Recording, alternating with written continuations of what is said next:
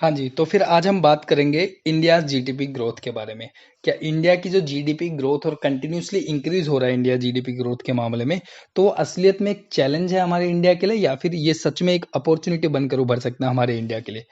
National statistics office ने से एक डाटा रिलीज हुआ है जिसमें बोला जा रहा है कि जो इंडिया की जीडीपी है वो जो अप्रैल और जून का क्वार्टर से है वो उसकी जो ग्रोथ रेट है वो 7.8% मानी जा रही है, जो कि बहुत अच्छी ग्रोथ है।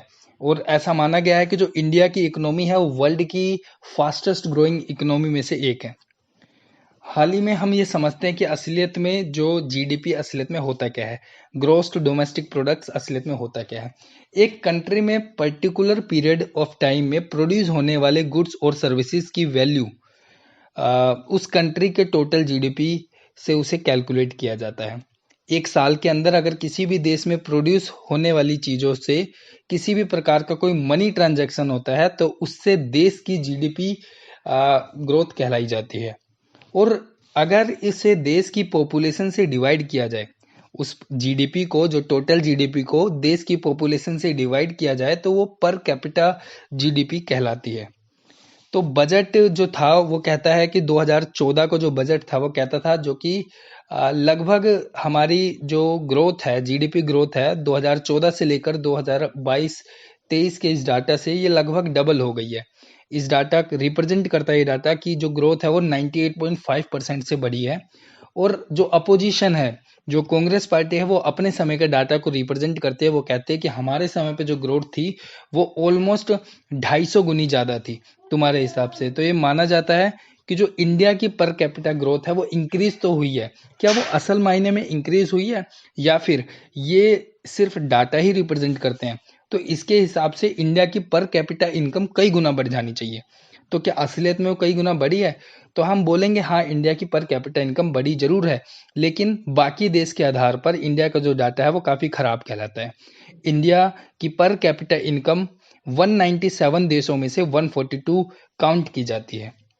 इस डाटा में एक फंडामेंटल एरर दिखाई देता है। यहाँ इन डाटा में इन्फ्लेशन को काउंटर बैलेंस नहीं किया गया है कि पर कैपिटा को कंपेयर करने के लिए बेस ईयर की जरूरत होती है, पर यह डाटा करंट प्राइस पे कैलकुलेट किया जाता है। तो ये इसकी सबसे बड़ी प्रॉब्लम है। हम जो डाटा को कैलकुलेट करते हैं वो बेस ईयर से कैलकुलेट नहीं करते। जो हमें जीडीपी ग्रोथ दिखाई दे रही है वो करंट प्राइस और करंट डाटा से रिप्रेजेंट करते हैं। हालांकि अगर हम किसी देश की जीडीपी को कैलकुलेट करते हैं उसे बेस ईयर से कैलकुलेट ना करके अगर हम करंट प्राइस से कैलकुलेट करते हैं तो उसकी वैल्यू हरदम ज़्यादा आती है। ये डाटा कहलाते हैं। भारत ने यूके की जीडीपी को भी पीछे कर दिया है 2022 में। ये इस चीज से हमें पता चलता है कि जो इंडिया है वो वर्ल्ड की फिफ्थ लार्जेस्ट इकोनॉमी बनकर उभरा है। हाल ही में इंटरनेशनल मॉनेटरी फंड ने भी एक डाटा पब्लिश किया था। उन्होंने बोला था कि इंडिया वर्ल्ड की फिफ्थ लार्जेस्ट इकोनॉमी है और उन्होंने ये प्रिडिक्शन की है कि 2027 तक इंडिया वर्ल्ड की थर्ड लार्जेस्ट इकोनॉमी बनकर उभरेगा। वर्ल्ड बैंक के आधार पर इंडिया जो है वो वर्ल्ड की फास्टेस्ट ग्रोइंग इकोनॉमी में से एक है। और अगर ये कंटिन्यू ऐसे चलता रहा तो ये वर्ल्ड की थर्ड लार्जेस्ट इकोनॉमी बनेगा। ये आईएमएफ के साथ साथ वर्ल्ड बैंक ने भी कहा है। अभी करंट डाटा के आधार पर जो आईएमएफ ने अपनी लिस्ट निकाली है 2027 के आधार पर, उन्होंने बोला है कि जब इंडिया वर्ल्ड की थर्ड लार्जेस्ट इकोनॉमी बनकर उभरेगा तो चाइना देश की वर्ल्ड की सेकंड लार्जेस्ट इकोनॉमी होगा और यूएस फर्स्ट। वहीं जो जापान है वो फोर्थ लार्जेस्ट इकोनॉमी की तरफ जाएगा और जर्मनी फिफ्थ और यूके सिक्स्थ और France seventh world largest economy कहलाएंगी। अब हम बात करते हैं पर कैपिटा के रेस्पेक्ट में कि पर कैपिटा रेस्पेक्ट में हमारे इंडिया की सिचुएशन क्या है। क्या ग्लोबल जीडीपी इंक्रीज होने से पर कैपिटा इनकम भी ग्रोथ होती है? क्या हम इस चीज को कह सकते हैं? तो ऐसा बिल्कुल नहीं कह सकते। हाल ही में जो आरबीआई के गवर्नर थे सी रंगाराजन, उन्होंने अपने लेक्चर में ये बोला था कि इंडिया की जो ग्रोथ है, इंडिया की जो ग्रोथ है वो जीडीपी ग्रोथ है वो हाई होने के बावजूद भी इंडिया में पर कैपिटा इनकम बहुत कम दिखाई देती है। क्योंकि अगर हम जो डाटा कहते हैं वो 197 देशों में से इंडिया की पर कैपिटा इनकम 142 काउंट की जाती है, जो कि बहुत खराब स्थिति में मानी जाती है। आईएफ की रिपोर्ट भी इस तरीके की चीजों को रिप्रेजेंट करती है। जैसे 2021 में इंडिया की पर एवरेज इनकम जो कहलाई जाती थी वो $2283 मानी जाती थी, लेकिन 2021 में ब्रिटिश की एवरेज इनकम 47,000 मानी जाती है, 47,203 मानी जाती है। यानी कि इंडिया की जो इनकम है वो ब्रिटिशर्स की एवरेज इनकम का ऑलमोस्ट मोर देन 20% इंडिया की इनकम से माना जाता है। तो ये इस चीज का जीता जागता एग्जाम्पल है कि इंडिया दो तरीके के इंडिया में डिवाइडेड है, पहला पुअर इंडिया और रिच इंडिया। तो इससे रिलेटेड सच में क्वेश्चन अराइज होता है, क्या इंडिया जो है एक पुअर कंट्री है? इंडिया एक वर्ल्ड की लार्जेस्ट ग्रोइंग इकोनॉमी होने के बावजूद भी क्या इंडिया सच में एक पुअर कंट्री है? और इंडिया जो है वो वर्ल्ड में एक अच्छा इकोनॉमिकल स्टेटस रखते हुए भी पर कैपिटा इनकम के मामले में इतनी नीचे कैसे हो सकती है? तो इसके सबसे बड़े रीजन कैलकुलेट किए जाते हैं और ये बताए जाते हैं कि हमारे इंडिया में जो जीडीपी को कैलकुलेट किया जाता है, इसके लिए हम लोग करंट प्राइस और जैसे असलियत में जो जीडीपी कैलकुलेट की जाती है उसके लिए दो प्राइस से रिलेटेड बात की जाती है। पहला करंट प्राइस और रियल प्राइस से पर कैपिटा इनकम को डिफ्रेंशिएट किया जाया जा सकता है। कैसे? जो पर कैपिटा इनकम है वो करंट प्राइस से भी निकाली जा सकती है, रियल प्राइस से भी निकाली जा सकती है और बेस ईयर से भी निकाली जा सकती है। बेस ईयर से हम जीडीपी निकालते हैं। तो इससे हम कुछ एग्जांपल्स देते हैं। चलो मान लीजिए कि अगर किसी देश की जो इनकम है वो 2004 में 2006 में मान लो, ओके 2006 में हम मानते हैं किसी देश की जो इनकम है वो मान लो 30,000 है, और उस 30,000 के, इसको मैं अच्छे से समझाता हूँ, 1 मिनट। हम मानते हैं एक ईयर मानते हैं 2006, और फिर अगर हम मान लेते हैं 2023, तो अगर 2023 में पर कैपिटा जो इनकम है वहां पर एक व्यक्ति की वो मान लो 40,000 है, ओके, और दूसरे में चलो इसको 60,000 मान लो, 60,000 ईयरली मान लो, और 2023 में जो पर कैपिटा इनकम है वो 6 लाख है। तो सिख आफ्टर इसके इतनी इनकम होने के बावजूद वो जो व्यक्ति है वो लगभग 40,000 का जो अमाउंट है उसको एक्सपेंडिचर में लगा देता है ना, वो खर्चा कर देता है, और इसमें वो लगभग 3 लाख जो अमाउंट है उसका खर्चा कर देता है। तो इसमें ग्रोथ डेफिनेटली हमें दिखती है कि जो ग्रोथ हुई है वो लगभग 10 गुने से भी ज्यादा की ग्रोथ हुई है ना, 10x ग्रोथ। तो ये जो ग्रोथ हमें नंबर्स में दिखाई दे रही है, क्या ये असलियत में ग्रोथ है भी कि नहीं है? तो ऐसा माना जा सकता है कि 10 गुना इनकम होने के बावजूद भी हमारी जो पर कैपिटा इनकम है वो इंक्रीज होती हुई नहीं दिखाई दे रही है, क्योंकि परचेजिंग पैरिटी जो पावर है आदमी की, परचेजिंग कैपेसिटी है वो डिक्रीज हो सकती है, क्योंकि इन्फ्लेशन बड़ा हो सकता है मार्केट में। अगर हम बात करें, क्योंकि इन्फ्लेशन से मार्केटिंग प्राइस भी हाई हुए हैं, तो इससे भले ही पर कैपिटा इनकम 10 गुना दिखाई देती हो, नंबर में वो 10 गुना बढ़ी हुई दिखाई देती हो, लेकिन बढ़े हुए मार्केट प्राइस में उस परचेजिंग पावर जो लोगों की है वो कम जरूर हो गई होगी, राइट। कुछ ऑर्गेनाइजेशन ने जीडीपी को बेस ईयर से कैलकुलेट किया, तो ये पाया कि जहां पर जो कांग्रेस गवर्नमेंट थी वहां पर 2004 से लेकर 2014 से जो पर कैपिटा इनकम थी वो 1.5 गुना इंक्रीज हुई थी। लेकिन अगर हम बात करें बीजेपी गवर्नमेंट के आने के बाद 2014 से लेकर जो 2023 तक पर कैपिटा इनकम ऑलमोस्ट 1.4 गुना बढ़ी है।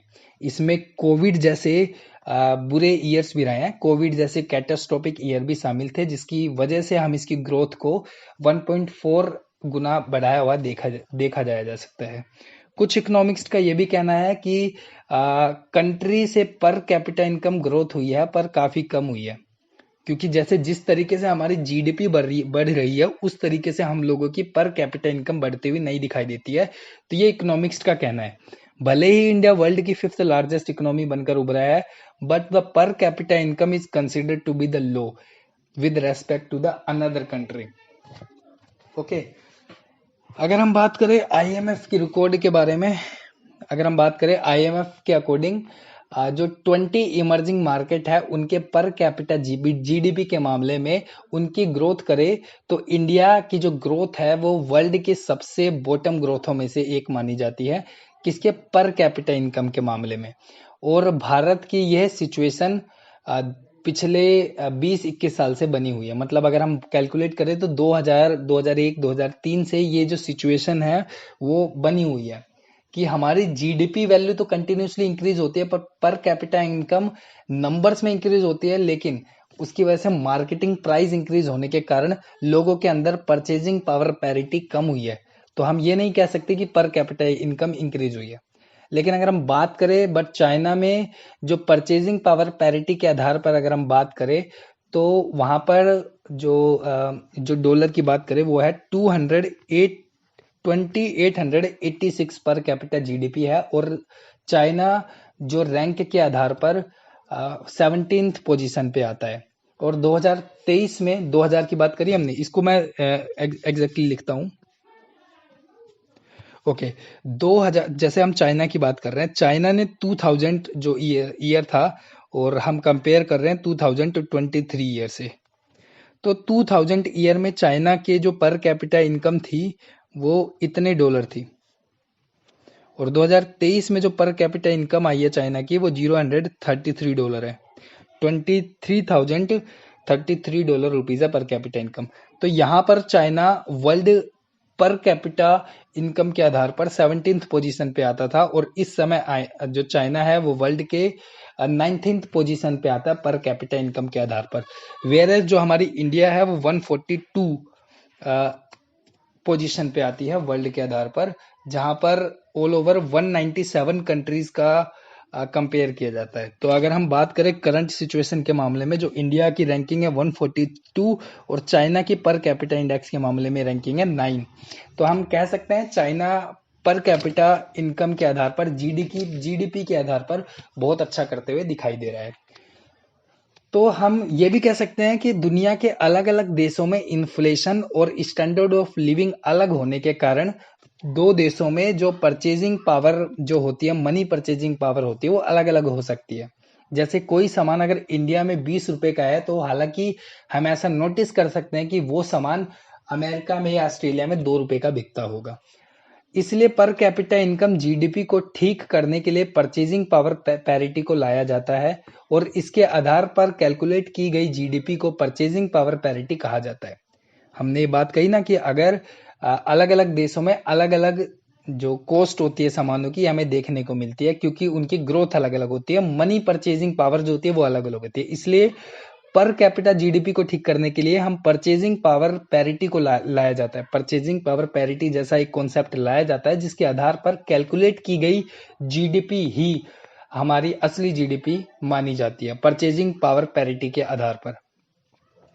तो इस बुरी स्थिति को देखकर इंडिया की हमने रैंकिंग देखी 142, और चाइना की रैंकिंग हमने 9th देखी, तो क्या यह सबूत देता है कि इंडिया भले ही वर्ल्ड की 5th लार्जेस्ट इकोनॉमी है और आने वाले समय में 3rd लार्जेस्ट इकोनॉमी बनकर आएगा। ये विजन है इंडियन इंटरनेशनल मॉनेटरी फंड का, और वर्ल्ड बैंक भी इंडिया को वर्ल्ड फास्टेस्ट ग्रोइंग इकोनॉमी बोलता है। तो इतने अच्छे डाटा होने के बावजूद भी जो हमारा जो रैंकिंग है 142 है, इसका क्या मतलब है? बहुत सारे बड़े बड़े लीडर्स जैसे राहुल गांधी और नितिन गडकरी ऐसा कहते हैं कि इंडिया 2 भागों में बढ़ चुका है, पहला रिच इंडिया और पुअर इंडिया। रिच इंडिया जहां पर जो हमारे ऑलमोस्ट जो 1% टॉप जो 1% लोग हैं, उन्होंने वर्ल्ड इंडिया की लगभग 50% वेल्थ को कैप्चर करके रखा हुआ है। 2021 का ये डाटा कहलाता था। रिपोर्ट ऑफ ऑक्सफैम, जो उनकी एक रिपोर्ट आई थी ऑक्सफैम की, जिन्होंने बोला था सर्वाइवल ऑफ रिचेस्ट। ये इंडिया की एक स्टोरी है, जहां पर इंडिया का डिवीजन किया उन्होंने 2 पार्ट में, पुअर इंडिया और रिच इंडिया। रिच इंडिया की अगर हम बात करें तो बेंगलुरु, दिल्ली, मुंबई जैसे कुछ मेट्रोपॉलिटन सिटी की बराबरी अगर हम धारावी या फिर कुछ ऐसे एरियाज से करें जहां पर स्लम एरियाज रहते हैं, जैसे धारावीज, और हाँ, ये जो एरियाज हैं यहाँ पर बहुत सारे स्लम एरियाज है, तो वहां पर बहुत पुअर देखने को मिलते हैं, और रिच रिच इंडिया भी हमें देखने को मिलता है। 99% जो लोग हैं, जैसे हमने पहले टॉप 1% लोग हैं जिन्होंने लगभग 50% जो वेल्थ है हमारे इंडिया की वो कैप्चर की हुई है, डाटा कहता है 2021 का। और 99% जो इंडियन पॉपुलेशन है वो 60% जो वेल्थ है वो कैप्चर करती है। तो जिससे कहा जा सकता है कि पर कैपिटा इनकम हमारी जो लिखी जाती है कागजों पे वो गलत हो सकती है ना। इंडिया में अगर ऑल ओवर पुअर्स की बात करें, जो डाटा 2021 में आया है, उसमें बोलता है कि इंडिया में ऑलमोस्ट 128.9 बिलियन, मतलब ऑलमोस्ट 229, या अगर हाँ ऑलमोस्ट 229 पीपल जो है वो इंडिया में पुअर पाए जाते हैं। और 2020-21 का डाटा ये बोलता है कि इंडिया में जो बिलियनियर है, अमीर लोग जो है वो कंटिन्यूसली बढ़ते चले जा रहे हैं। बिलियनियर है वो 102 से लेकर 166 तक बिलियनियर इंक्रीज होते हुए दिखाई दिए हैं 2020 से लेकर 2022 तक।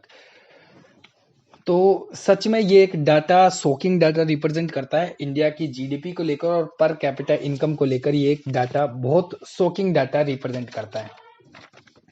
जो इंडिया के 100 वर्ल्ड में अगर हम टॉप रिचेस्ट की बात करें तो इंडिया जो टॉप रिचेस्ट लोगों में से एक काउंट किए जाने वाले लोगों में से काउंट किया जाता है ना।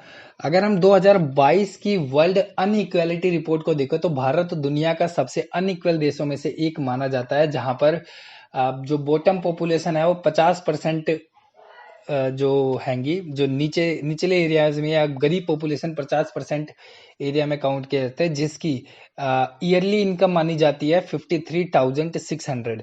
ये डाटा कहता है 2022 का वर्ल्ड इन इक्वालिटी रिपोर्ट।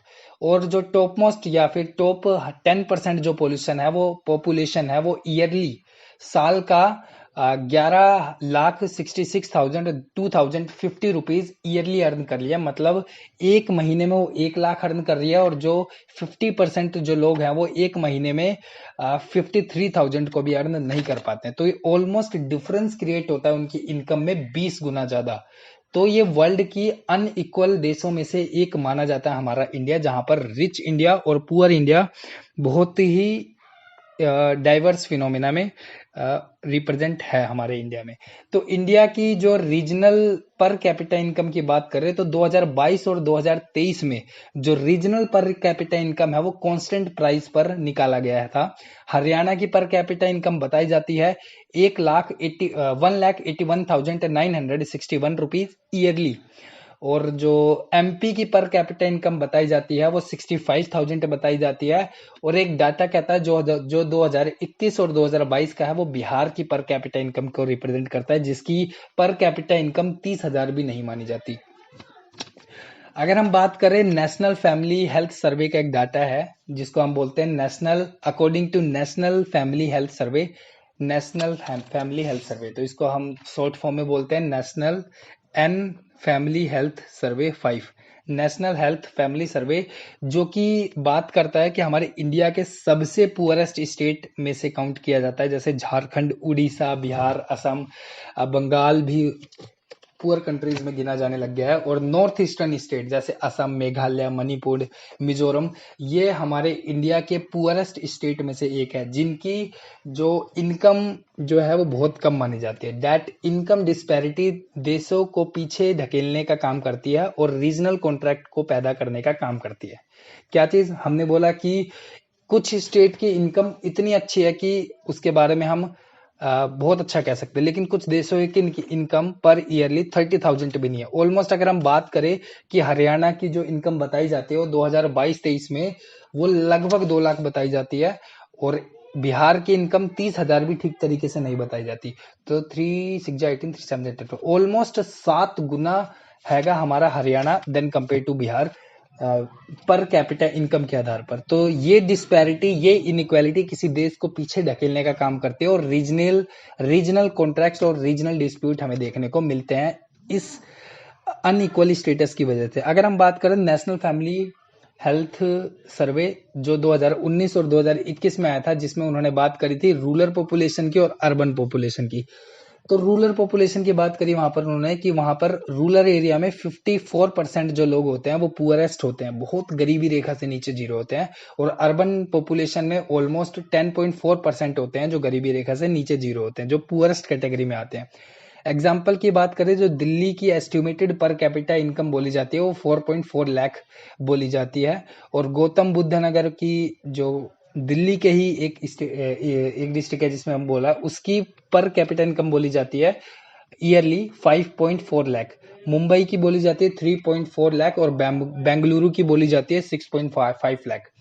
तो ये बहुत बड़ा डिस्प्यूट देखने को मिलता है कि कुछ छोटे एरियाज में जैसे दिल्ली और बेंगलुरु बहुत बड़ी इनकम को कैप्चर किए हुए हैं, और ये रीजनल डिस्प्यूट्स हमें देखने को यहाँ पर मिलते हैं।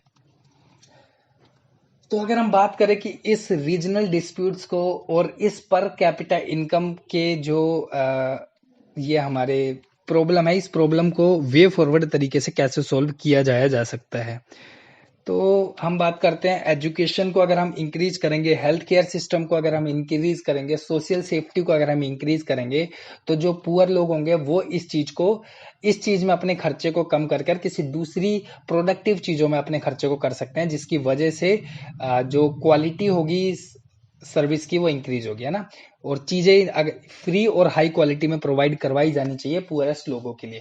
एग्जाम्पल के लिए अगर हम बात करें नॉर्डिक कंट्री की, जैसे डेनमार्क, फिनलैंड, आइसलैंड और नॉर्वे और स्वीडन, ये एक ऐसी कंट्रियों में से एक हुआ है जहां पर ये लोग सोशल सॉलिडिटी, वेलफेयर और टैक्सेशन सिस्टम को इंट्रोड्यूस करा इन्होंने, और free education, free health care system, free social service, health care service provide करवाने की वजह से यहाँ पर जो इक्वल कंट्रीज काउंट की जाती है, यहाँ पर जो सोशल स्ट्रक्चर है वो बहुत इक्वल माना जाता है। ओके, तो सेंट्रल रीजनल डिस्पैरिटीज यहाँ पर देखने को बहुत कम मिलती है।